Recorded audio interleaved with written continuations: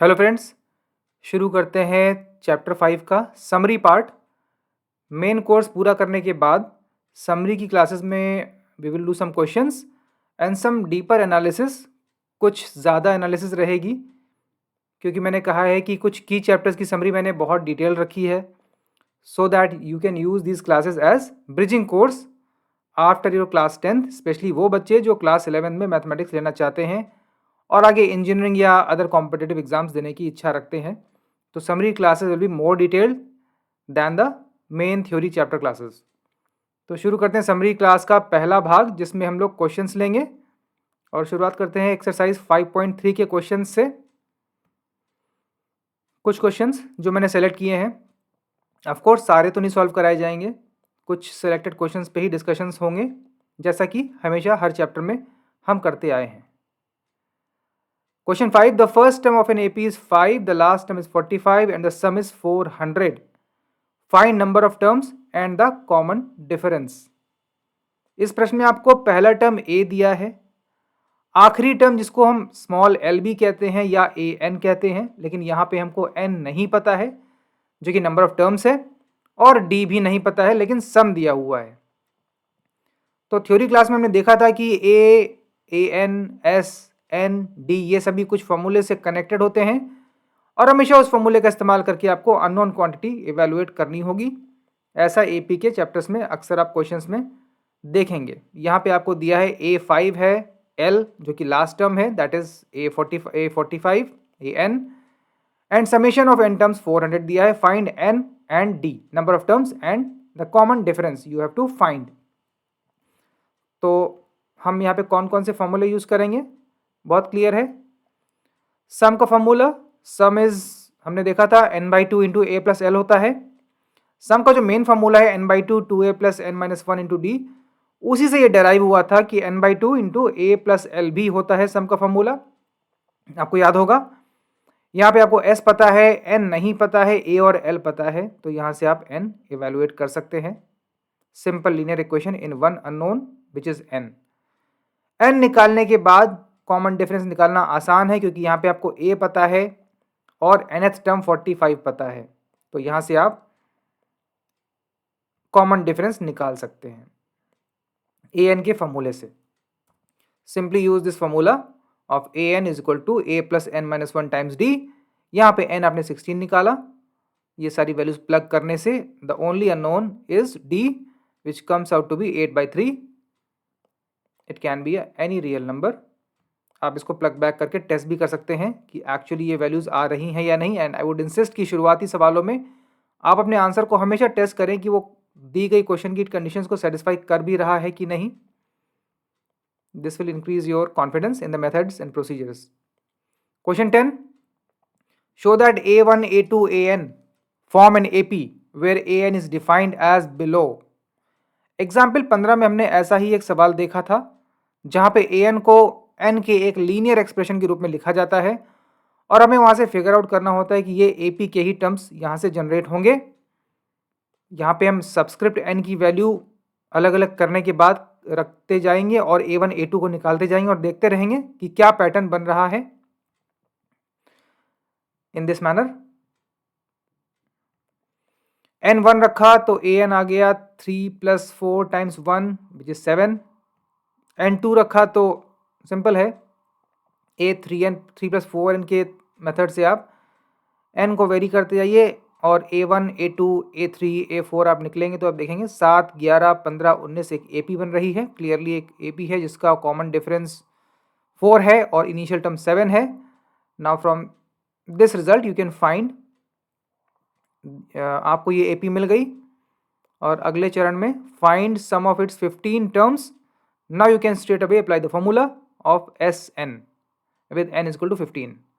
आपने यहाँ पे a और d सब निकाल लिया है, तो 15 टर्म्स का सम निकालने के लिए आप ये जो फॉर्मूला है इसका सम का वो सीधे सीधे यूज़ करके खुद से आंसर निकाल सकते हैं।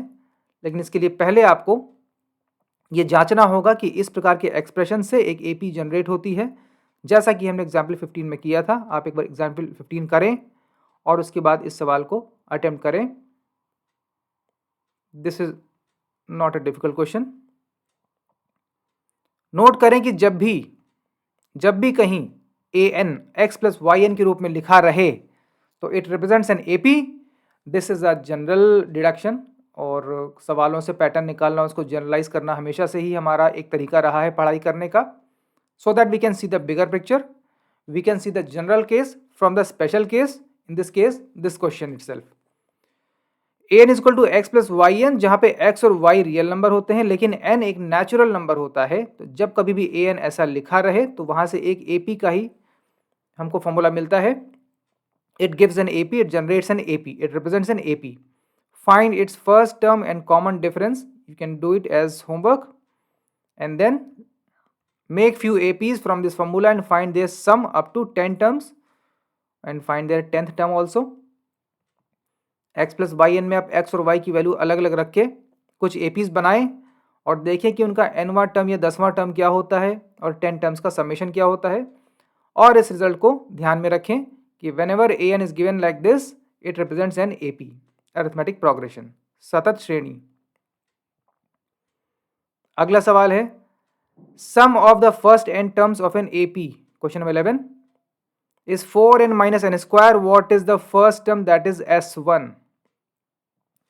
S1 कहें या एक टर्म का योगफल तो वही होगा जो एक्चुअली एक टर्म होगा, सिंगल टर्म का टोटल वही होगा जो सिंगल टर्म होगा, तो S1 is equal to small A. पहले तो आप ये बात दुरुस्त कर लें।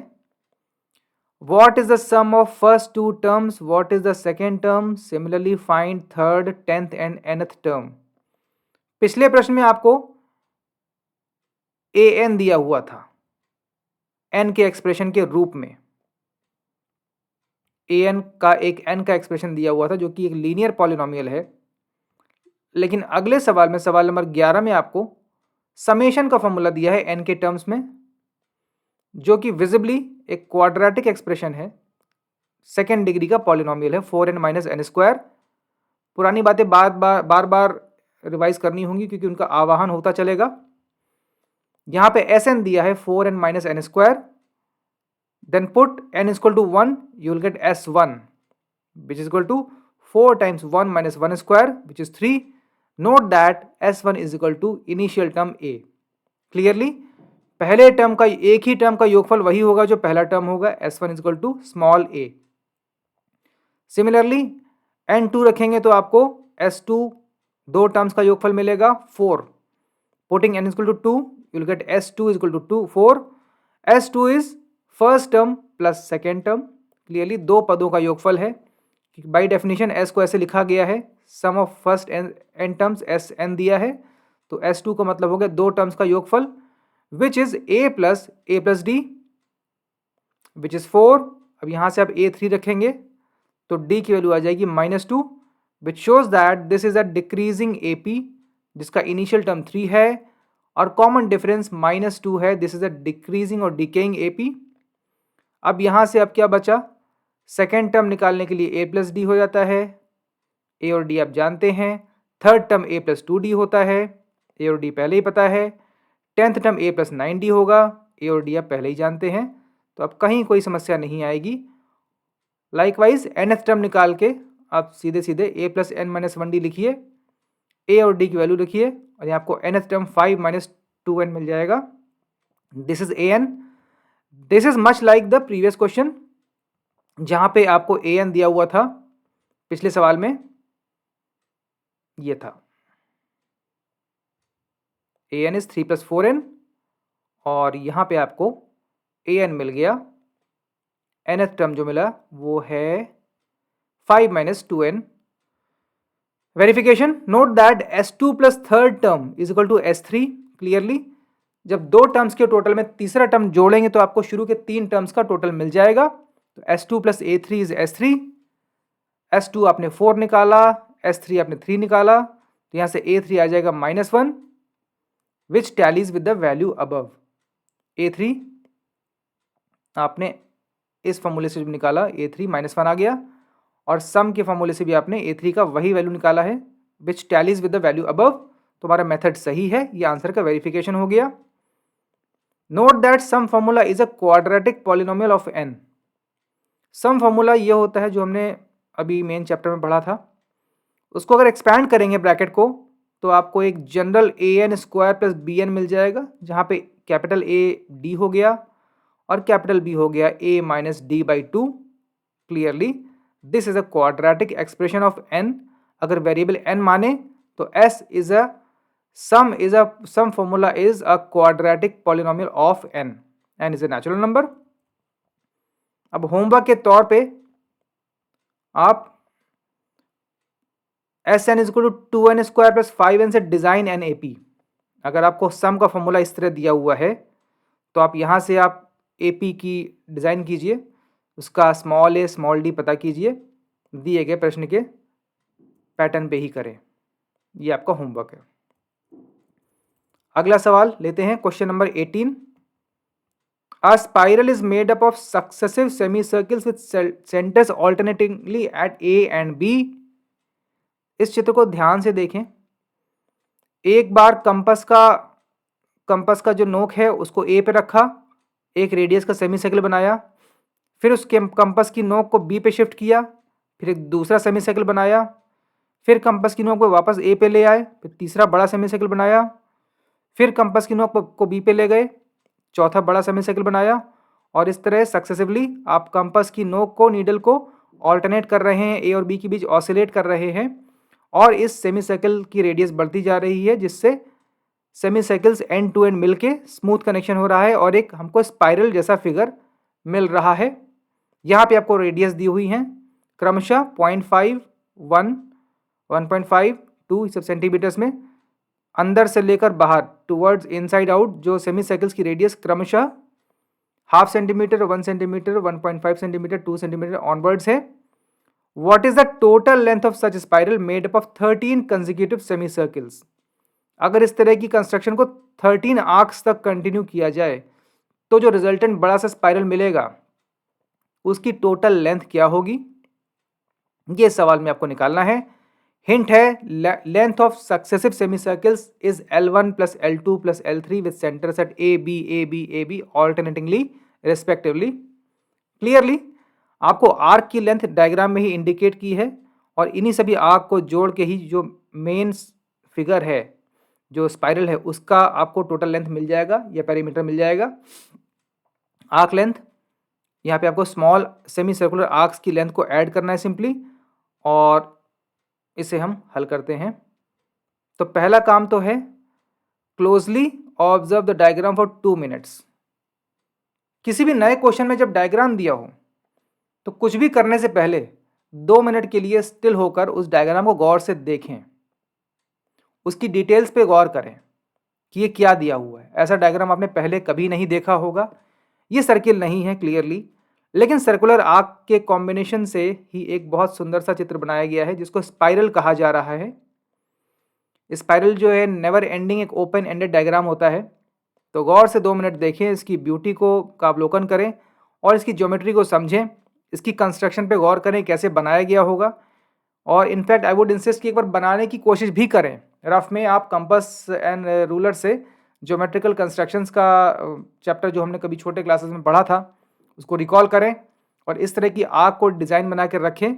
Step 1, closely observe the diagram for 2 minutes और गौर करें कि total length of spiral is nothing but L1 plus L2 plus L3 plus L4 and so on. अंतोगत्वा हमको यहाँ पे एक सीरीज दिख रही है। अब देखना है कि क्या ये AP है या नहीं। Total length of spiral is summation of length of all these semi circles. 2 minute के लिए देखने के बाद हम सोल्यूशन पे उतरते हैं।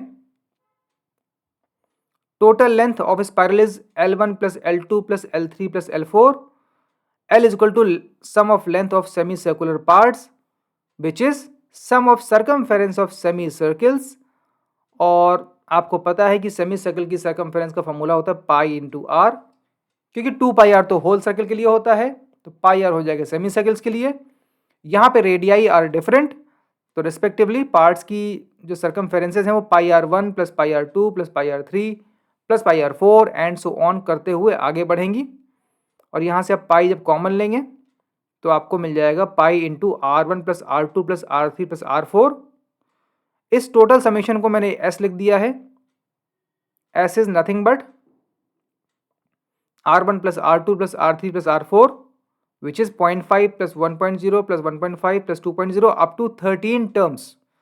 This is clearly an AP जिसके 13 पदों को आप जोड़ सकते हैं क्योंकि आपको A पता है एंड D भी पता है. A है 0.5, D है 0.5 और ये आप होमवर्क खुद से करें अप टू 13 टर्म्स क्योंकि सवाल में दिया है ये 13 आर्क्स हैं.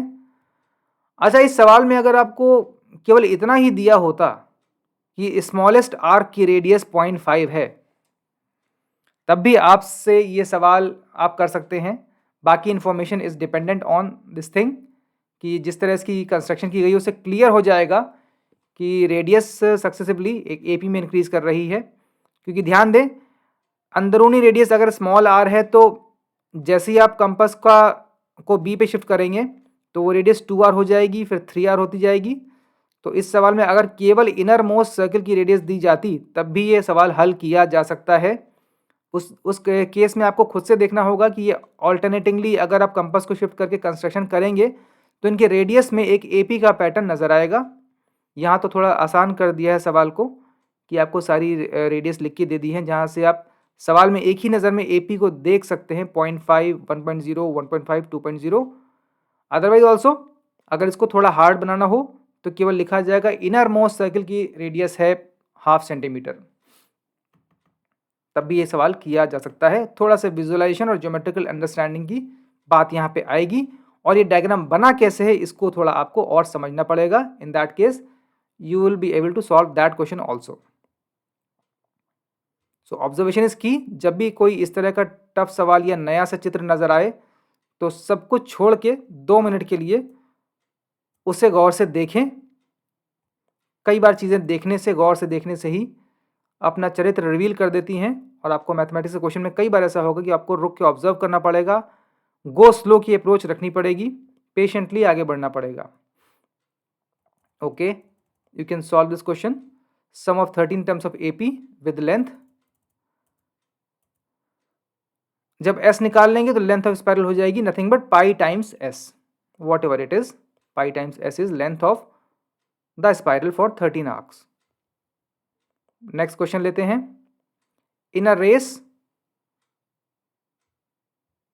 in a potato race, the bucket is placed at the starting point, which is 5 meters from the first potato, and the other potatoes are placed 3 meters apart in a straight line. There are 10 potatoes in the line. See this figure. एक bucket है, उससे 5 metre की distance में पहला potato रखा है, फिर बाकी सभी पोटैटोज क्रमशः 3-3 मीटर के अंतराल पर रखे गए हैं.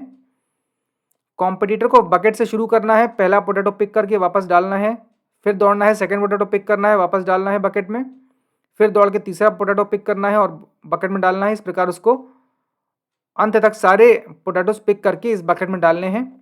तो हर बार वो एक राउंड ट्रिप लगा रहा है. कॉम्पिटिटर जो धाविका है वो बकेट से दौड़ के एक पोटैटो तक जाकर उसको उठाकर वापस बकेट में डालता है. तो हर पोटैटो तक वो डबल रन कर रहा है, टू एंड फ्रो का. What is the total distance of the competitor has to run. आपको टोटल डिस्टेंस रन का मेजरमेंट निकालना है, जोड़ना है. Note that for every potato the competitor has to cover twice the distance of that potato from the bucket. Her potato को उठाने के लिए उसको बकेट से पोटैटो तक की दूरी 2 बार 2 तरफ चलनी पड़ रही है ऑनवर्ड एंड रिटर्न जर्नी में, और आपको इनका टोटल करना है. एज गिवन, ये बकेट ही स्टार्टिंग और एंड पॉइंट है for every potato. Distance of first potato from the bucket is 5 + 3. 5 तो पहले की डिस्टेंस हो गई. सेकेंड पोटैटो 5 + 3 क्योंकि इनके बीच की डिस्टेंसेस 3 बढ़ती जा रही हैं. फिर इस तरह से अगर आप जोड़ेंगे तो इनिशियल टर्म और कॉमन डिफरेंस मिला के ये एक सीरीज बनेगी. 5 + 3, 5 + 3 + 3, 5 + 3 5 + 3 + 3 और total run is equal to sum of twice the distance of all potatoes. इस एपी का पहला टर्म आपको पता है और कॉमन डिफरेंस पता है, तो 2 times summation of this AP will be the answer. Find sum of AP up to 10 terms. अब कुछ क्वेश्चंस हैं ट्रू फॉल्स, जिसे आप खुद से करें, सोचें। पहला है difference of any two terms of AP is divisible by common difference. किसी भी एपी के दो टर्म लें, कोई भी दो टर्म, और उनका डिफरेंस लें, हमेशा वो डी से, स्मॉल डी से डिवाइड होगा। डिविजिबिलिटी का क्वेश्चन है। If a fixed number is added और subtracted to all terms of AP, the new series is also an AP. इसको भी आप टेस्ट करें। कोई भी रैंडम एपी लें, उसके सभी टर्म्स में कोई एक कांस्टेंट नंबर जोड़ें और देखें कि जो नई एपी प्राप्त हो, जो नई सीरीज मिलती, क्या वो भी एपी होती है, और ऐसा क्यों होता है, इसको थोड़ा एनालाइज करें। एडिशन में सब्ट्रैक्शन भी शामिल होता है। Similarly, if a fixed number is multiplied और divided to all terms of an AP, the new series is also an AP. कोई एपी लें, उसके हर टर्म्स में एक कोई कांस्टेंट नंबर मल्टीप्लाई करें या उसको डिवाइड कर दें, तो देखें, उससे डिवाइड कर दें तो देखें रिजल्टेंट जो सीरीज मिलती है क्या वो भी एपी होती है, और यदि हाँ तो उसके पीछे रीज़न क्या है। तो ट्रू और false should be with some proof और एनालिसिस। सो फॉर नाउ अभी की क्लास में हम इतना ही डिस्कशन रखते हैं। अगले क्लास में एक्सरसाइज 5.4 के क्वेश्चंस और उसकी एनालिसिस को भी समझेंगे। For now this class is over.